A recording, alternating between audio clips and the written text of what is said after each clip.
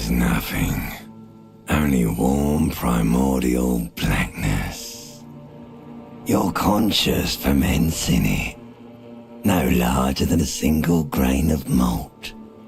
You don't have to do anything anymore. Ever. Never, ever.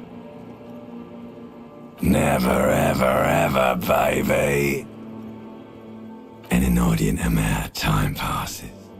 It is utterly void of struggle. No ex-wives are contained within it. You got it, sweet brother.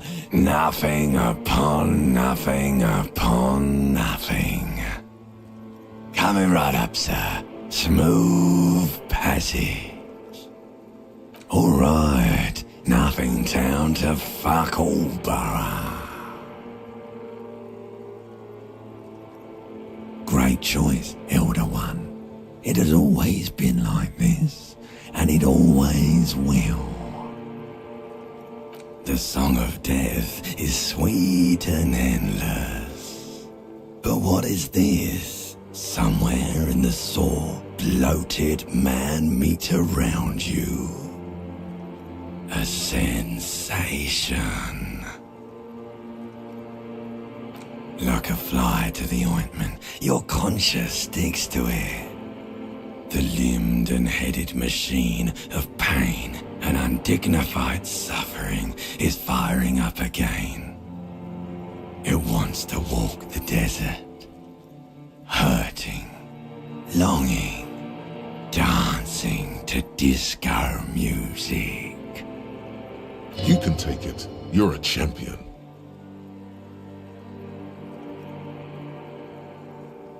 The stench of liquor rises from your mouth, and with it, an ungodly headache.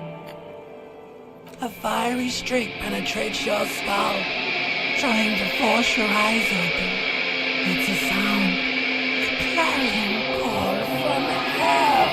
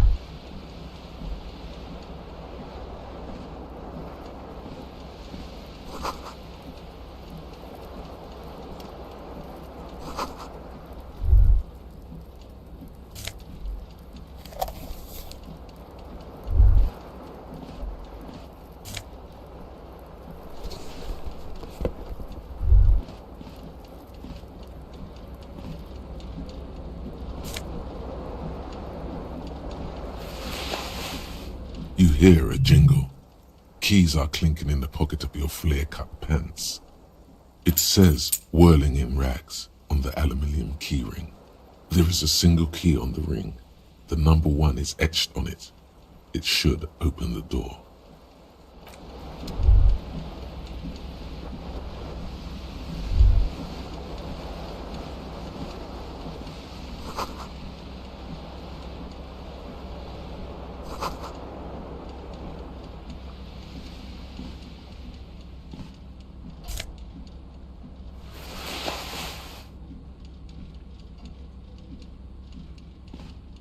A mirror hangs above a bent and broken sink. In a fierce discharge of masculine energy, someone has ripped half the faucet off. Hot water sprays from the base and steam covers the mirror. You cannot see yourself, just the outline of a man. Suddenly, you realize you have no memory of the face that awaits you there, underneath the soft vapor. Really, all recollection of the person you are, the people in your life, and even the world you're in has drowned in a sea of blood alcohol. This was no mere night of drinking. It was a deluge of world-ending proportions. As you slowly reach your hand towards the surface of the mirror. Abort. You clearly have not thought this through. You won't like what you see there. and you will never unbecome it. Yeah, there is definitely something wrong with it. Where to even begin? There is the bloatedness, then the swollenness. It's like there's an upholstery of alcohol underneath your skin. It's not. It's swollen and snail-like, wriggling between your fingers. It's not. Your nose feels like a small balloon in the middle of your face. It hurts when you honk it. It doesn't appear to be a particularly tiny nose either. Not with all the drinks it's absorbed for you. Behold. You have no idea who this thing is, do you? Too late. You clearly have rigor mortis on your face. Or wait, is that an expression? Are you trying to make an expression with that face? Why? Please stop. It's horrible. You're scaring yourself. Oh my God. You can't stop. It's like it's not even voluntary anymore. You have worn that grin into your face and now it won't come off. What does it even mean? What is the emotion you're trying to convey?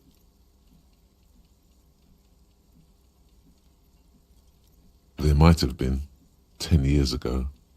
It's little more than a cadaverous spasm now. Like the rest of you, it comes from a bad place somewhere in the past. That's all you know for now. It's too late. Like an image on film. The expression belongs to your primary motor cortex. It would take a minor neurological miracle for you to cease producing it.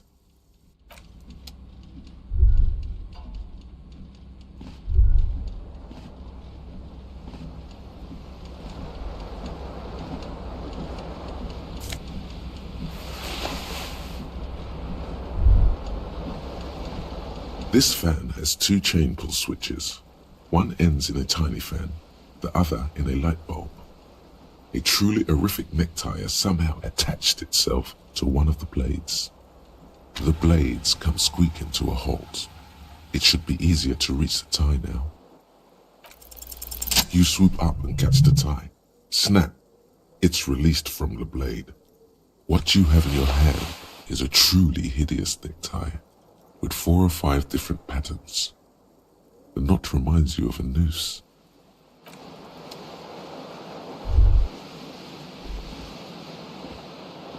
The window stands broken in its frame. Cold wind blows in. The morning light hurts your eyes. It's hazy, but you see the ocean and some war-torn buildings. The shards face outward. Whatever broke this window came from the inside. A fine web of scarring covers the back of your right hand, but none of it is recent. More likely a projectile than a held object. There are no fragments on the floor from pulling a tool back in after impact. Something you've done before. It is too large for a bullet, yet too small for a piece of furniture. You're looking for something heavy and larger than your fist. The single green shoe you found fits the hole almost as well as your foot. It would have also been heavy enough if thrown with force. Congratulations. You smashed the window with your own shoe. Now you only have one. If you're lucky, you could still find the other one on the balcony outside. The door to it should be outside your room. A cool wind gushes in. Your toes curl up from the cold.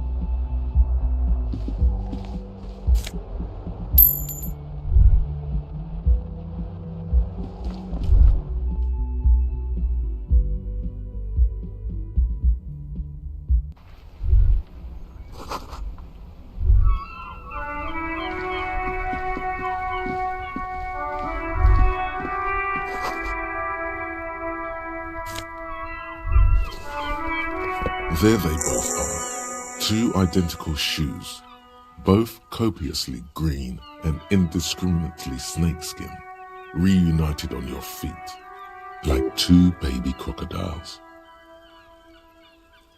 Good, they're balanced, comfy.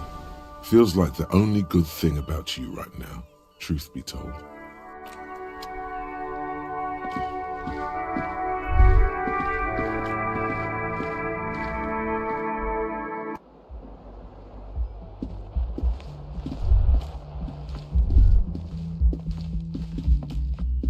Hello, officer. The young woman raises a cigarette to her lips. Her eyes are brown and her face is speckled with birthmarks.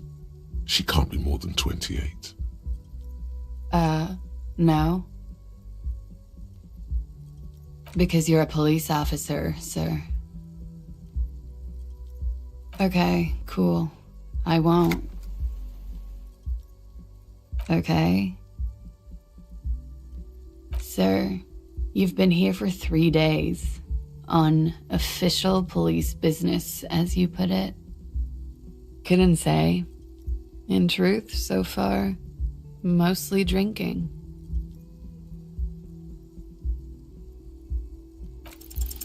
The words have already left your mouth.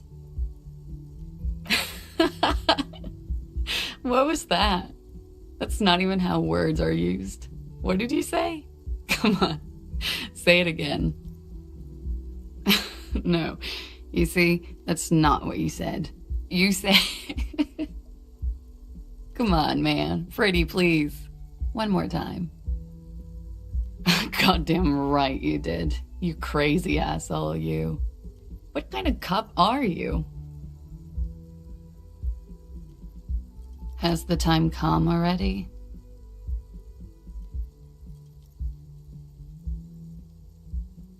Mere minutes. I should go and prepare then. Thank you. This has been delightful. I hope it does all come crashing down. Otherwise, it's gonna suck for you later when you have to interrogate me.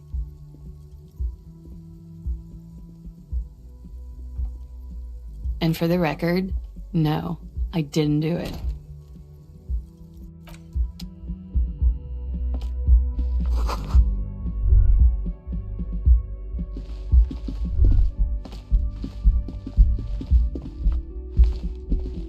The door is closed. There is no answer. You hear the shower being turned on. Somewhere inside, a tremendous loneliness comes over you. Everybody in the world is doing something without you. The door is indifferent to your loneliness. The world does not care.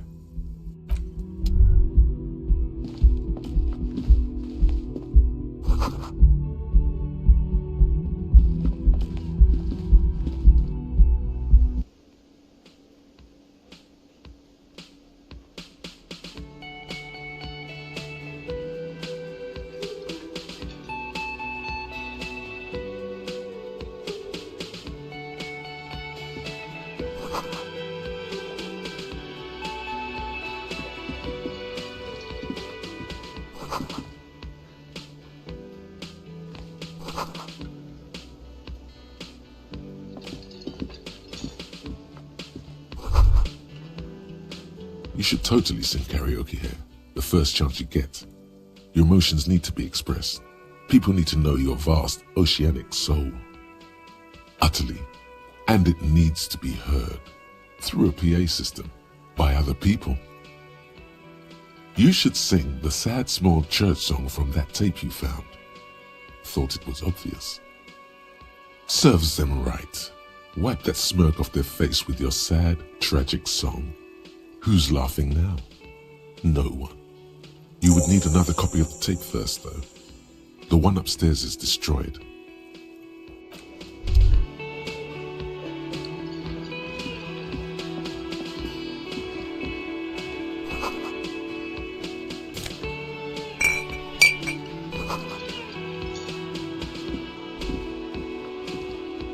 A man in his late 20s stands behind the counter, inspecting a stuffed seabird.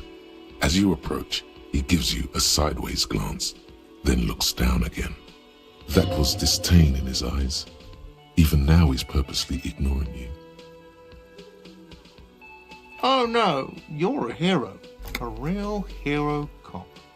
Could the massive property damage upstairs have anything to do with this? Am I? Or did you ride in, take the body down, solve the murder, and not trash my hostel room? Oh, it's not? You're right, it's not. A competent work of taxidermy. The white and brown seabird lies among piles of coasters and drying mugs. One of its wings broken. The man is trying to mend it. Looks like the bird was ripped off the shield that was used to mount it, most likely on a wall. A small engraved steel tag says, "The Great Skua, Ste Koaris Skua." Something about it makes you feel bitter. Look, your buddy is over there. Why don't you go and talk to him, okay? He pretends not to hear you, concentrating on the bird instead.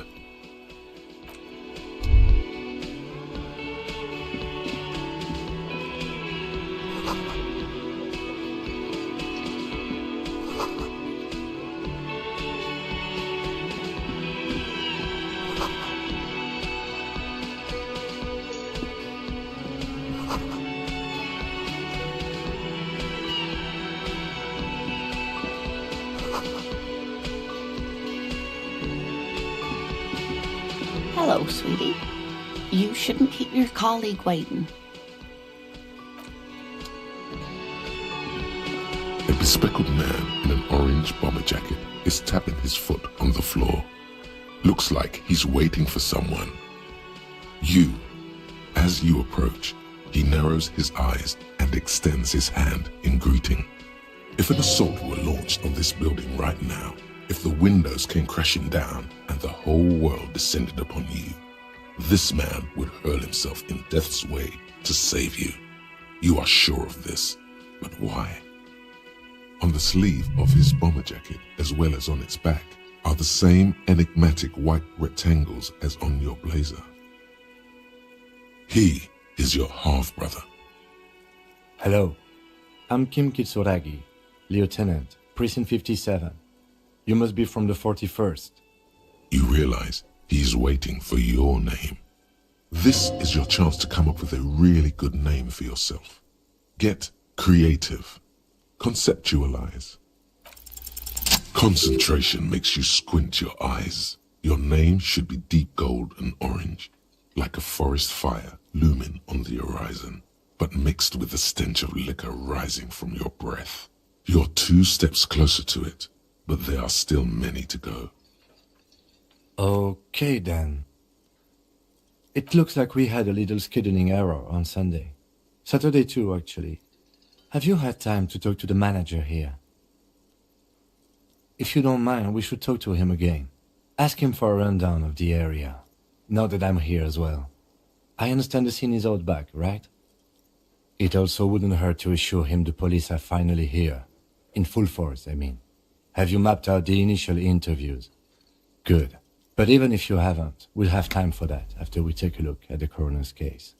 Have you removed the dead body from the tree? So, the body is still in the tree. This is the first time you detect a weariness in the lieutenant's voice. It is obvious he would have preferred for the body to no longer be in the tree. Where it has been hanging for 7 days straight. We should go there as soon as we are done talking to the owner. I can see you drank last night and the night before, and that you are still drunk now. But I have seen officers go through worse. Much worse. If you need something for your headache, there is a general store nearby. But as I said, the dead body should be our #1 concern. After you, officer. If you're about to embark on an investigation, shouldn't you have a badge? You mean you don't have a badge? Losing your identification card is a serious matter. My vehicle has a shortwave. You can use it to report your badge missing. I advise you to try to locate it as quickly as possible, but getting the body down should still take precedence.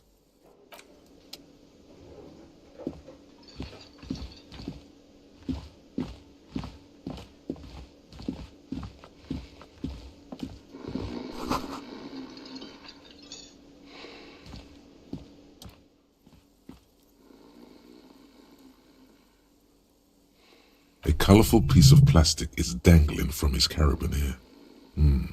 Makes your fingers itch. On the counter, rolled out of his open hand, you see a blister pack of headache medicine. It's a dock worker's ID, doubling as a shift card and a job permit. A young, able-bodied man stares back at you from the photo. Santiago S. John. The man does not mind. You probably need them more than he does. Your fingers find their way into the shackle, flicking open its spring-loaded gate. The metal loop holds the plastic ID and a leather-bound pocketbook. The man emits a loud snore. Is he about to wake up?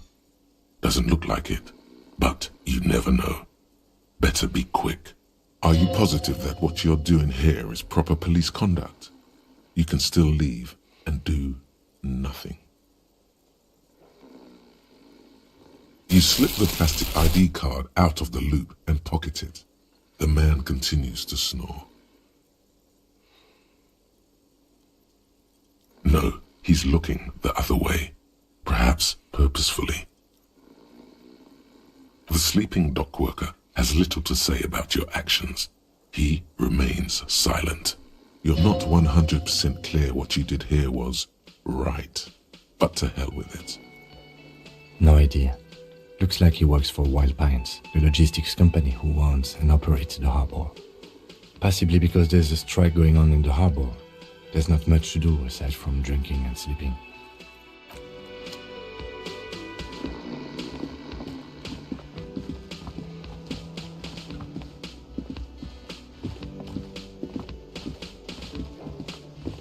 The man with the unimpressive beard notices you approaching. He drops the ledger he was holding and turns to the lieutenant. Mr. Gart, right? You run this place. Yes. I am Kim Kitsuragi from Precinct 57. This is an inter-district investigation, so joining me from Precinct 41... What? I have no idea what that means. What is this, a joke to you? Is this what you get when you call the police now? This guy? We've been waiting for a week here. Sir, I understand your concern, but we are here to do a job. And for us to do it, I need you to stay calm. Yes, of course. I know it took us a while to arrive at the scene, but it also took you a while to call us. It was you who placed the call, correct? No, I only just got here. It was probably Sylvie who called you. She usually works the bar here. I'm only temporarily taking over her duties. Do you have her number? As a matter of fact, I do. This sounds like something you can use to call this Sylvie later. You said you just got here. From where? Are you a local? What, of Martinez? No, I live in Jamrock. I only sometimes come here to keep an eye on the place. This is just one of the many cafeterias I manage. But you still know your way around, yes? In case we need directions. Yes, I know where some things are, but as I said, I don't live here. I just used to work here. And I'm not going to start working here again, if that's what you think. I didn't imply that. Detective. I have everything. You?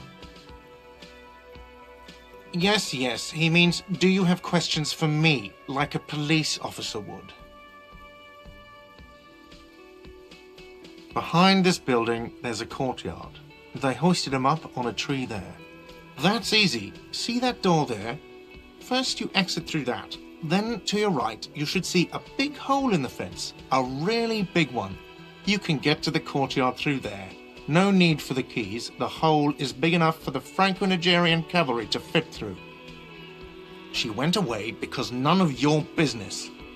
Does she? Maybe she does. Maybe she pertains to the apocalypse. Sylvie is not here because I asked for her number. The dead body out back didn't help either, but it was mostly me. I hope you appreciate that. Thank you. I asked an employee out. She didn't want to come, but felt obliged to. It was a bad idea. Now, what is so goddamn fascinating about that for you? It's got nothing to do with the lynching. What?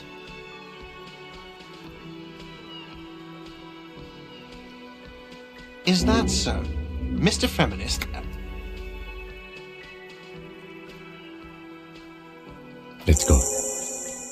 Not so fast, Mr. Feminist. You owe me 130 real.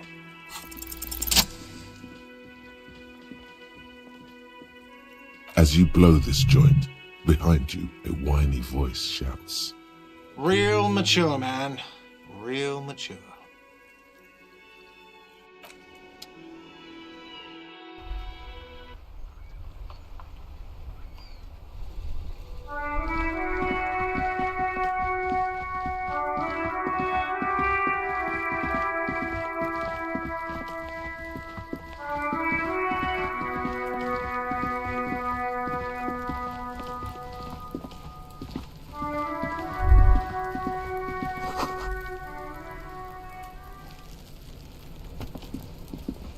The corpse looks at you with bulging white eyes. The face around them does not look human.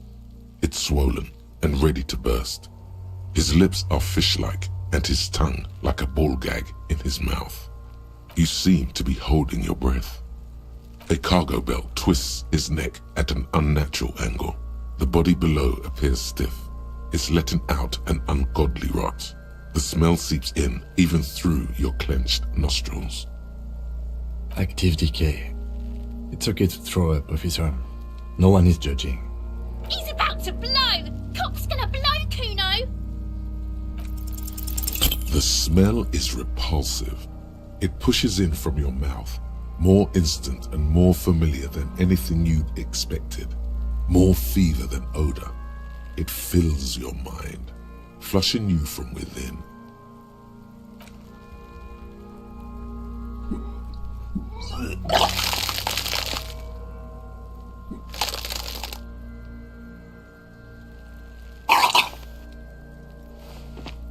Too late. It's impossible to keep in. Your body curls and pushes it out, burst by burst, until a pool of vomit lies under your feet and your throat stings from the stomach acid. The smell of Commodore Red rises from the pool. Among it, distilled spirit and bits of shish kebab. It's okay. Happens to everyone. Keep it.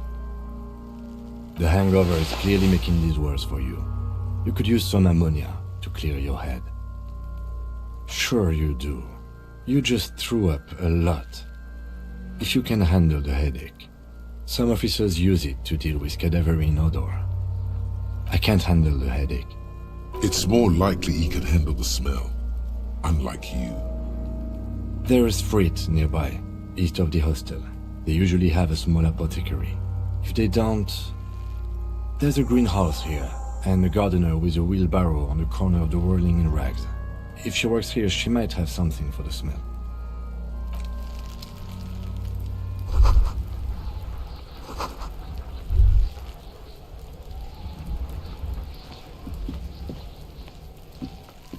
There are several footprints in the mud, left by work boots.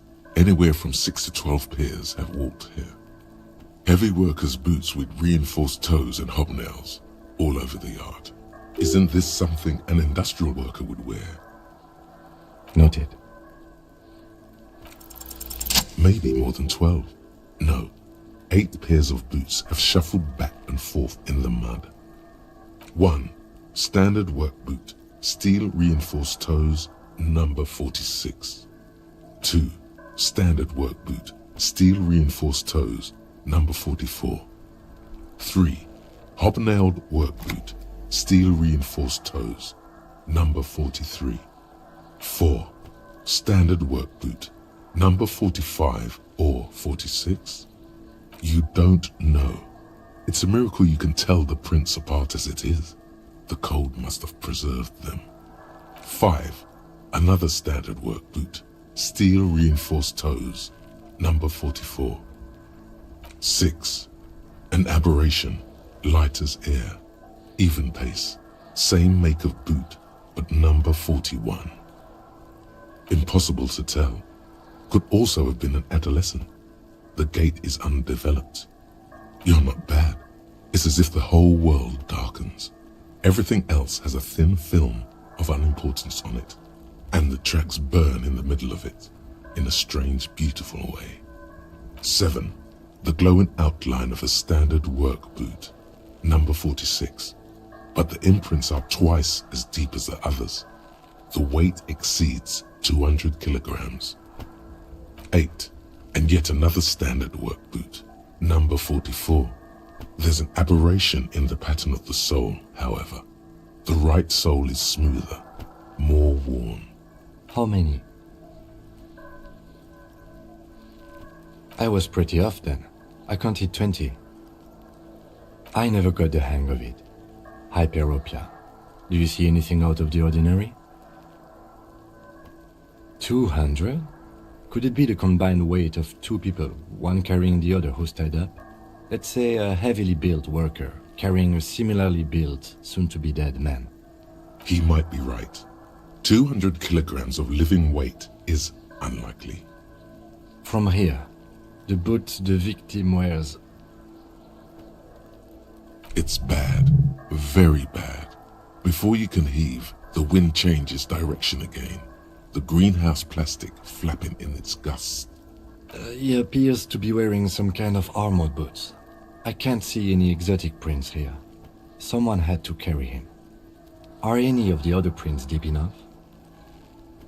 An obese person is becoming less likely. Possibly, yes. A woman or a kid? Understood. Anything else? Interesting. Let's name it the odd soul. Someone operating a workbench with a pedal? Like a joiner at the harbor? Or maybe a drummer? No, it's not. Forget I said it. We are not looking for a drummer. Perhaps it could be a driver. A driver would wear out their right shoe before the left. The accelerator is on the right. We should keep our eyes open around the traffic jam. See whether anyone strikes out as a potential suspect. Seems prudent, no? Mm-hmm. A week, maybe? 7 days would fit the time frame provided to us by the caller, who reported the hanging. It is not impossible. I pulled last week's forecast for coastal Havashol. 7 days below freezing. The day before, the day of his hanging, was the last warm day. Correct again. Sub-zero temperatures would preserve the tracks in a good state. The commotion here could have taken place a week ago. What do I think? A mob of people brought something heavy to the tree. One of them was carrying the victim. They shuffled around, especially under the tree. Then, after hoisting him up, they stood in a semicircle facing his direction. At first glance, this appears to be a lynching. Indeed, they all stood in a row here and looked at the tree.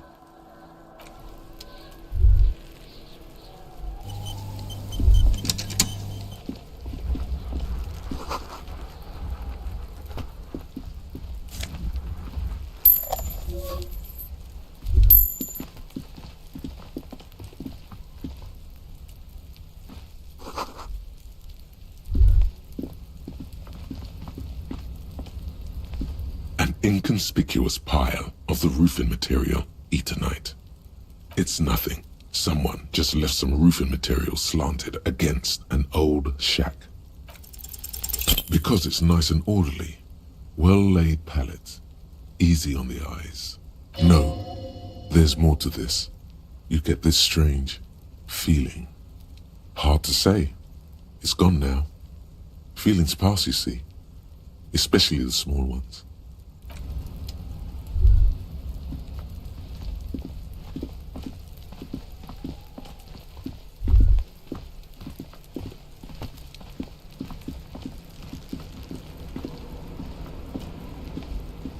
This trash container is locked. The sliding lid has a padlock that says, whirling in rags. There's something in there, not necessarily connected to the case, but still. Just a trash container. There is no such thing. Your fingers start to itch just looking at that padlock. Trash, food waste from the cafeteria. They lock these containers to keep the derelicts from flocking in. Could be evidence too. We could try using a pry bar. There's one in my motor carriage, or we could ask for a key from the manager of the Whirling in Rags. He probably has one.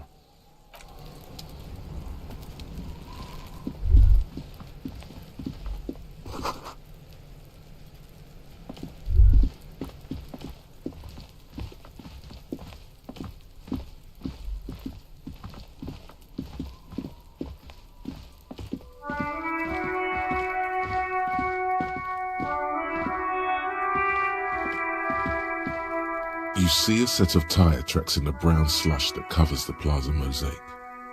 Hard to say. Your vision is blurred and you're having difficulty concentrating thanks to your relentless hangover. Cop habit. You look at everything. This isn't case-related, you think. No, these tracks are not interesting at all. Let the street sweeper just sweep them away.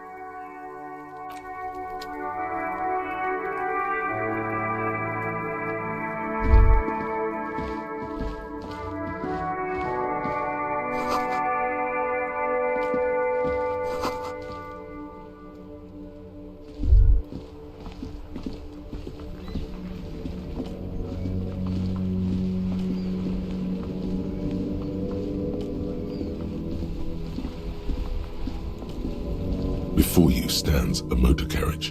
The bodywork is covered in blue and white livery, bearing the number 57. Vapor emanates from the large engine on the back of the vehicle. It hasn't had time to cool off yet. This must be the infernal machine that tore you from oblivion. In the cabin, you are welcomed by a set of steering levers, a radio microphone on a hook, a pull-out toolbox under the seat, and the soft glow of the fuel preheater gauge. A scent of leatherwork and heavy fuel oils washes over you. A metallic drawer slides out from under the seat and clicks into place. The tools inside are neatly organized. Take what you need, officer. It's going to be a long case. I'm not protective of my tools, like some men are. He's clearly a little protective of his tools. But what can you do? Work is work. The pry bar feels nice and cold in your hand, heavier than you'd think. Useful for opening all sorts of doors and lids. The handles are long and sleek. Snap, snap, go the cutters in your hand. You can do good work with these. Cut chains, locks, and ropes, especially belts. It's robust, weatherproof, and well-made. Police issue, blue. Lets you see things in the dark you would otherwise miss. The pull-out toolbox slides back into its nest. Preheater gauge casts a warm glow on the steering levers and the radio on its hook. This is the Kupris Kinema, my motor carriage. You can use the toolbox and the radio if you'd like. Motor carriage, motor carriage. Something bad with a motor carriage. A dark lump rises in your throat. Nothing, nothing. It's probably nothing. Forget I brought it up. Please proceed with the carefree lollygagging. The Kupris motorcar does provide most of our patrol vehicles, yes. But this is different. This is a sports model. You're right. I didn't take you for a motorcar enthusiast. Do you also like Tip Top, Detective? An interstellary racing series. You should definitely give it a go if you like motor carriages. It has fantastic competition. Yes, sorry about that. The Kupris Kinema does have a rather distinctive engine sound. He says it with very badly concealed pride. In the cabin, you see a set of steering levers, a radio on a hook, a pull-out toolbox, and the soft glow of the fuel preheater gauge. The frequency tableau lights up, and the green button labeled Prime Line glows like a feline eye. And then you hear something. The soft purr of electrical kittens, radio waves cast far and wide over the metropolis. A woman's voice greets you through the static. This is Precinct 57. Hello, Lieutenant. How may I assist you? Hello, Alice. Please assist our colleague from the 41st Precinct here. I'm putting him on. Operating the radio is easy. Just be confident. You've probably done it 1,000 times.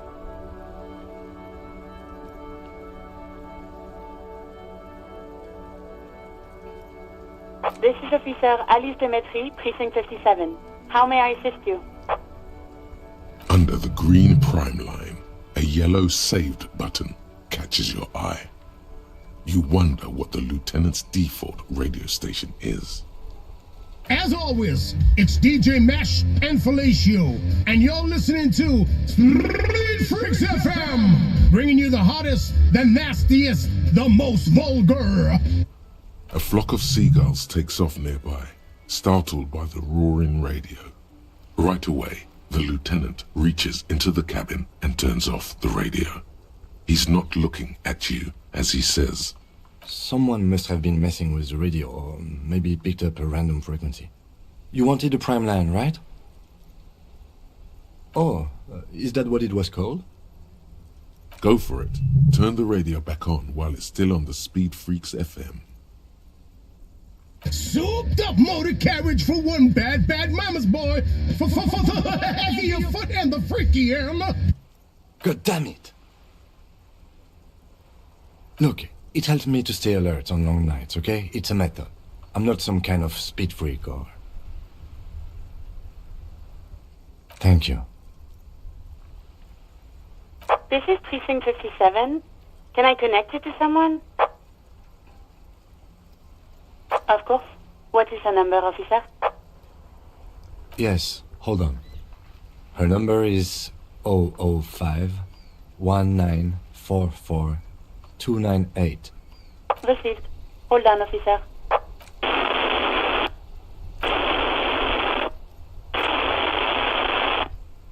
Lieutenant Kitsuragi slowly begins to tap a little rhythm with his right foot. Quite a lot of time has passed.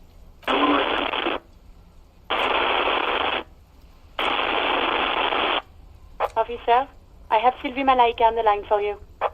Yes, hello? Oh, right. Hello, officer. What can I do for you? No, not me. No, sorry. I don't. Not a lot of people have phones around here. Copper thieves take the wires. People don't have the money to have the cables put in again. They use the Union's phone, or the one on the coast. It was someone else. We'll find them sooner or later, officer. It just might take a while. What?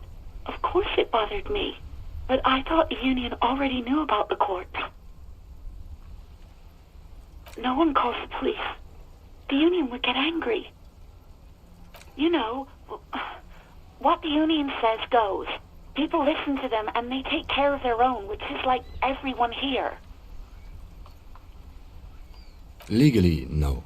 In reality, yes.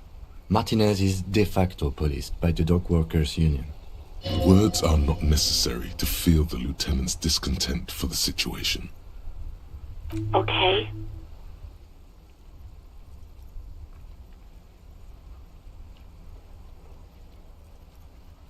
I don't know what to tell you, officer. I didn't call you because I didn't want to get in trouble with the others. With the Union. I'm sorry about that. Yeah, go on. You mean, why did I leave the bar? Honestly, I'm not really comfortable discussing it with you, sir. What? No, why would you even think that?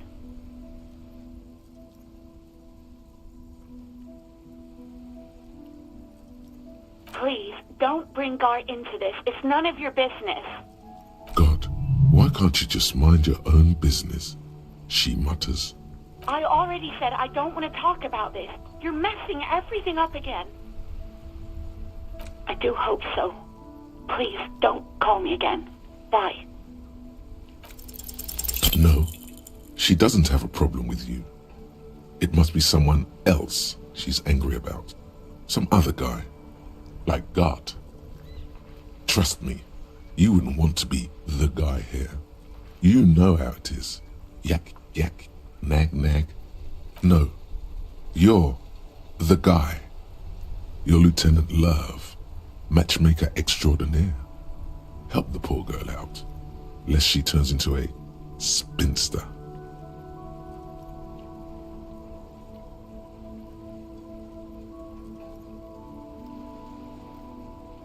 What misogyny?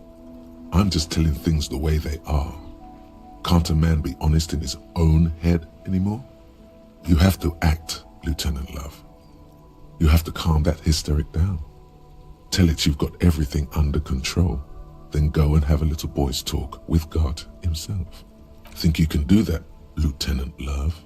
Whatever this empathy failure tells you, don't take the quest. It's not wonderful, it's ugly.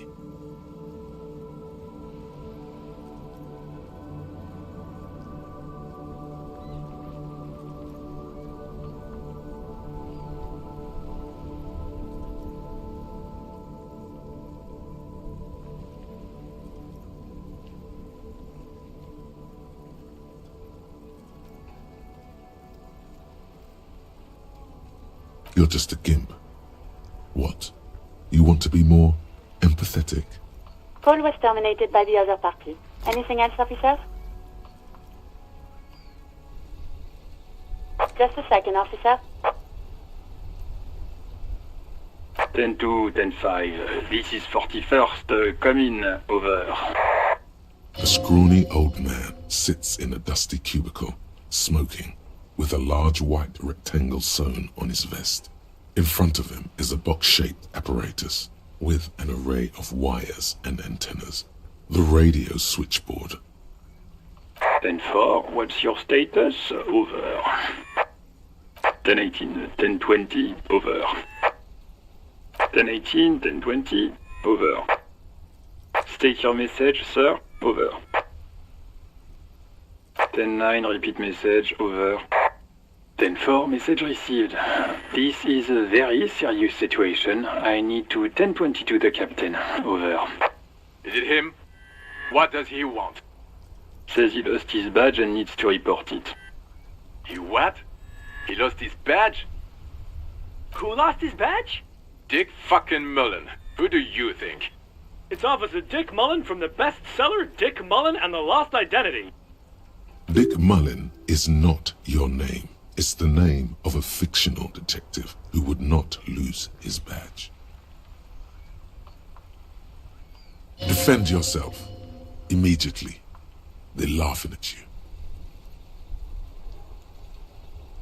He's asking you to stop. Says this is serious. Of course it's serious. He lost his fucking badge. Satellite Officer Wittmar concurs. Losing your badge is serious. Over. 10-4, I hear you, officer. I'm just going to make a note here that you are in pursuit of your misplaced badge. Over. Fuck me. Mac, come here. You've got to hear this. Dick Mullen lost his badge. What's going on? Super Cop here lost his badge. He lost his what now? His badge. He lost his goddamn fucking badge. 10-9, come again. I didn't get that. Over. New heights even for Captain Sober. Ask him. Ask him if he's lost his gun too. Sergeant Orson wants to know if you lost your gun too. Over. Check your pockets. Check your... Holy fuck. You don't know where it is, do you? No. It's gone. It's not fucking on you. 10-9, come in, officer. Did you get my question? We were wondering about your gun. Over. 10-1, you're breaking up. 10-9, repeat please. Over. 10-9, come in, officer. Over. Come in, officer. 10-9, repeat message please. Did you misplace your firearm? Over. He says he doesn't have it. Dear God, he lost his gun? Oh my, I can't. This isn't really a laughing matter. Mac can face a giant of Coco Nur by himself, but Disco here made him piss his pants. Oh, I can't. Fuck. He lost his ass, but he still got his wiener. Oh, man. I'm not going to. Ask him. Sergeant Orson here is wondering if you are still in possession of your genitalia. Over. The silence is almost deafening after you flick off the switch, severing the connection. That did not go well. I guess the important thing is that you followed protocol and reported your lost items. Did we need anything else here?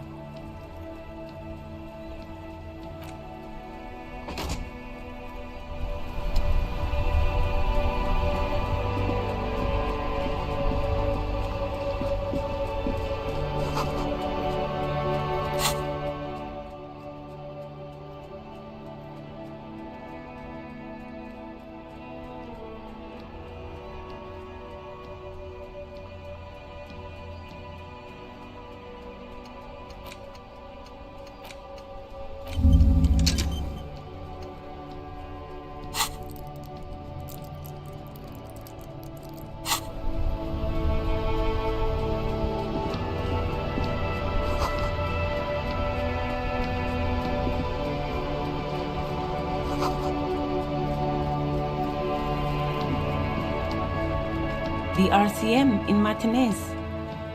What can I help you with? Of course. What can I help you with? Sure, I'm done with it. Go easy on that stuff. It gave me a terrible headache. Excuse me? She's uncomfortable. Maybe you should drop this line of questioning. Oh, well, I didn't write it there. I'm just sitting here. I don't know anything about that either. As I said, I didn't write it. Pig is a widely used term for members of the police. It's not loving. No need to worry. We are not saying you did. Okay. Well, I didn't. Since the street sign's messed up? Okay. What do you need? What do you mean? Yes, sir. District of Martinez. This intersection is called Roundabout North. He knows where we are. He just wants directions. It's just water. No, actually, I think they call it the Martinez Inlet. There are some islands in the bay, but they're hard to reach. Some shops and a bridge. The canal bridge leads to the coast, but it's broken, I think. Some kind of accident, probably. Just coast. There's a little fishing village there, and a fish market. But that got closed down ages ago. The harbor gates? Some kind of commotion, I think. I don't follow the local politics. A fleet store, too. There's the pier, the Cape Side apartment buildings, some more tenements. Not a lot, really. No problem. Of course. I won't hold you back. If there's a corpse, then you're going to need those gloves for the autopsy. Sure, keep them. I have another pair.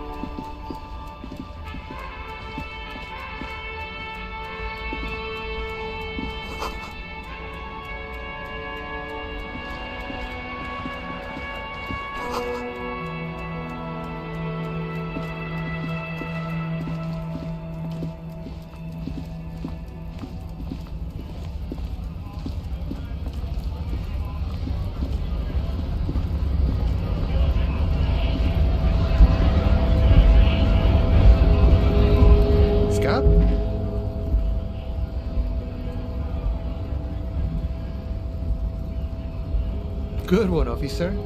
Don't worry. We here have solidarity with the RCM. Imagine, you cops going on a strike, but then another cop comes in and says, let us cop for less money. Psst. Show him your stolen card. Now has arrived the perfect moment. Speaking of, what brings the RCM here? To the Wild North? Come to see the strife?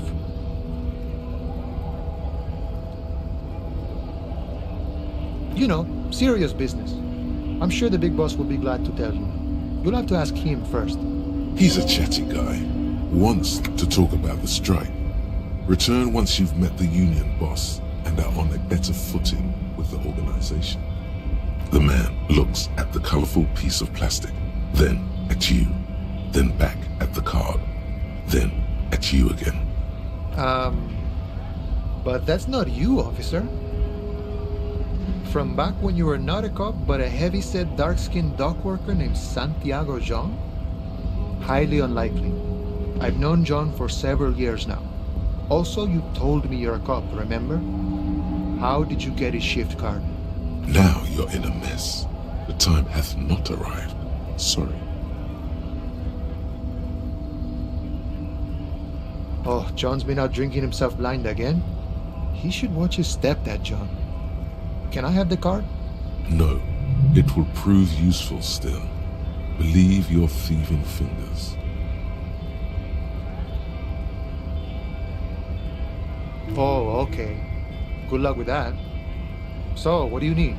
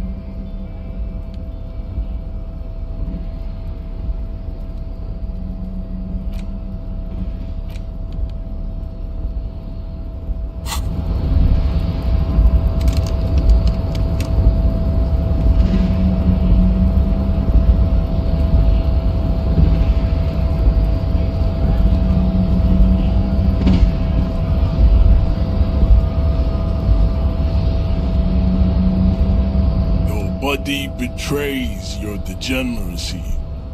Yeah, Measurehead. His body totally betrays his degeneracy. That is precisely the negligence that has led you to succumb to Al Ghul. You reek of it. An invisible sword of Al Ghul emerges from your throat.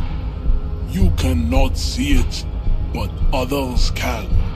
It is making the woman in my company sick. Yes, Al Ghul. Al Ghul is an ancient Ilmaran poison, a parasitic fungus that has colonized your race. It is a trick the desert pygmies played on you, for humiliating them and stripping them of their land. Correct, my small skull servant. It's not good. It's like a rat crawled into your stomach, got drunk and drowned. No, you don't. You need to get another drink. Occidental Haplogroup B4 is done giving orders around here. The influence of the ham sandwich race is waning. Jerking motions, signs of a late-stage neurodegenerative disorder. How far the Occidental Haplogroup has fallen.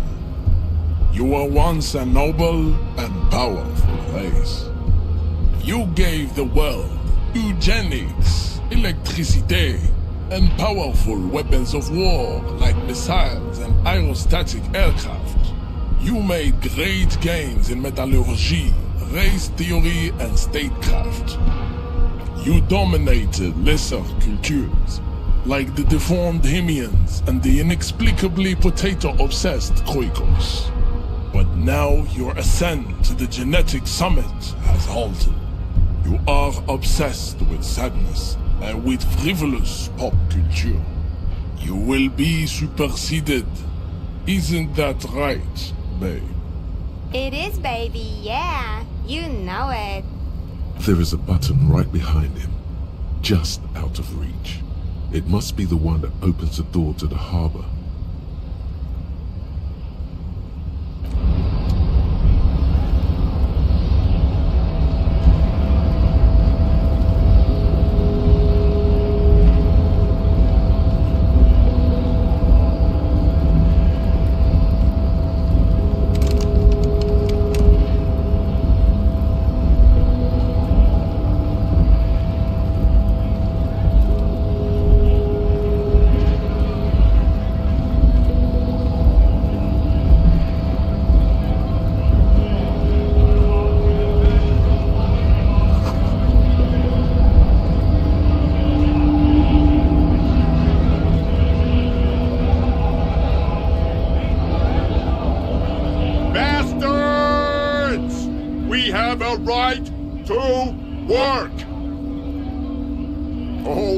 Stay frosty, everyone. Cops are here. You here to fuck with us? Beat the honest worker down. Good. We're fighting for a cause here. Right to work! Right to work!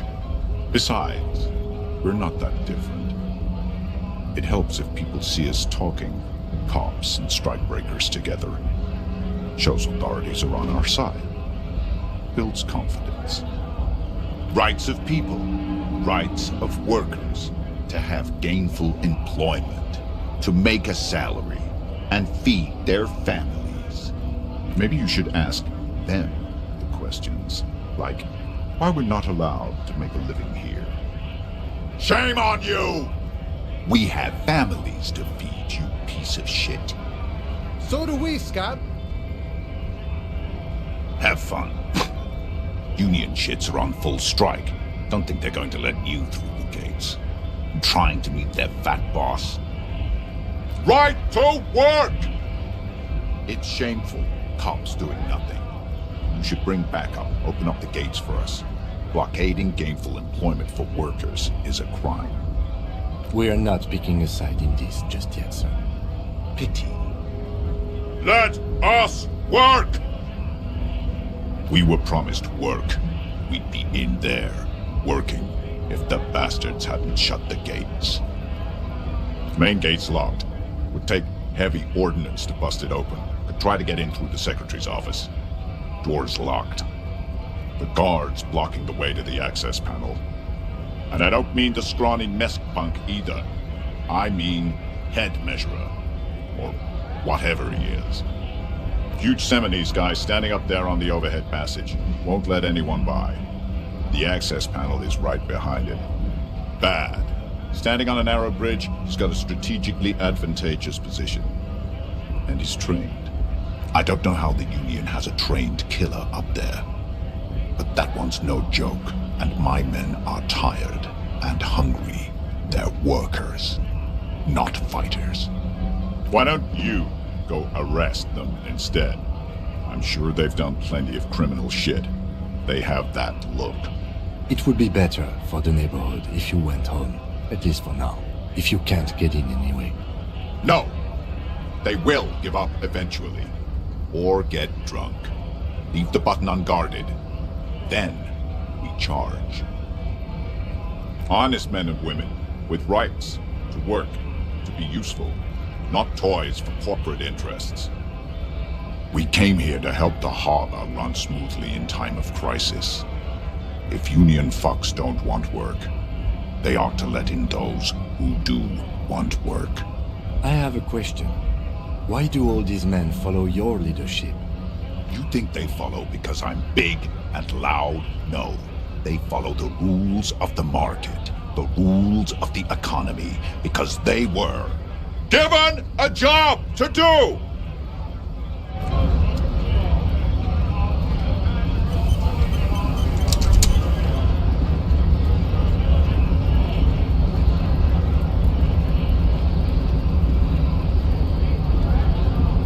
Hola, Wandering Man. How can I help you? My friend, I respect the right to roam. The open range awaits. I don't operate in that capacity. I'm not a granter of passage. The passage grants itself. I walk right past Measurehead and go in. Yeah, the 2.5-meter tall Semini supremacist up there. Walk right past him, then press the button to unlock the door, then go past him again, and you enter the arbor through the office. Está. The man whispers a jaunty tune. A coastal breeze ruffles his hair.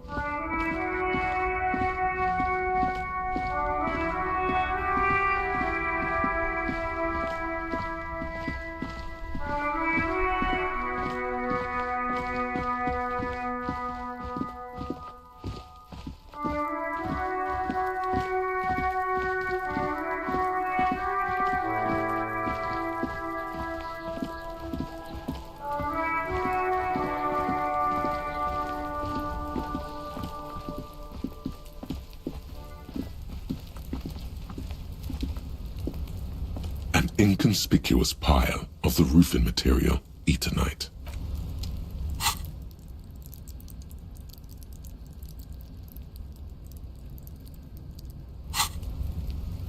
An inconspicuous pile of the roofing material, Eternite. Because there's a secret door hidden behind the panels of Eternite.